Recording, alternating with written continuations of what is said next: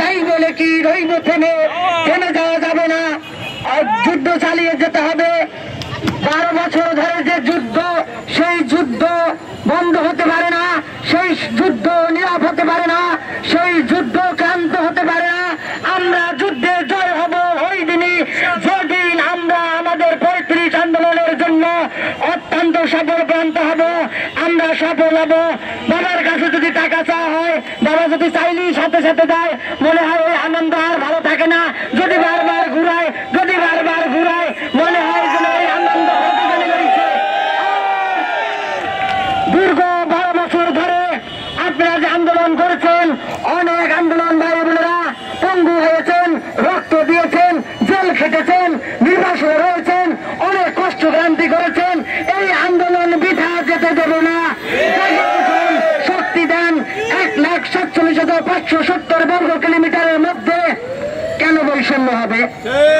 যেই আলোতে আপনি বড়, যেই সূর্যের তাপে আমি বড়, যেই আলোতে চারদিকে ছড়ানো, যেই সূর্য দেখে ঘুম ভেঙে উঠি, যেই পাখির কলতানে আমার ঘুম ভেঙে যায়, এটা সেই বাংলাদেশ। কেন এরকম বৈষম্য হবে?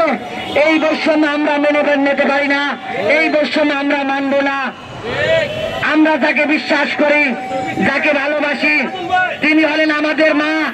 ওই মায়ের কাছে যদি আমরা না কাঁদি, কোন ছেলে যদি মায়ের কাছে না কাঁদে, ওই মা কোনোদিন খাবার নিয়ে আসবে না। আমাদের কান্নার স্তর আরো বড় হবে। কি চাই? 35 আমরা সকলে সুস্থ কামনা করি।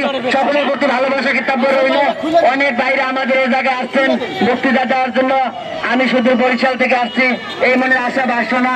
আমাদের 35 বয়স যখন শেষ হয়ে যাবে, কালো বোরকা পরে বাড়ি যেতে হয়, মায়ের চেয়ে মাসির বাসনা। এলাকায় গেলে তুমি করো কি? এই গান আর গান থাকবে না। আমাদের আবেদনের বয়স সীমা আমরা এটা চাই, আর তো কিছু চাই না। এই দাবি আমাদের ন্যায্য, এই দাবি আমাদের সকলের প্রতি ভালোবাসা কর্তব্য রইল। সকলে ভালো থাকেন। আসসালামু আলাইকুম। দেখা হলে কথা হবে। ভালো থাকেন। ধন্যবাদ।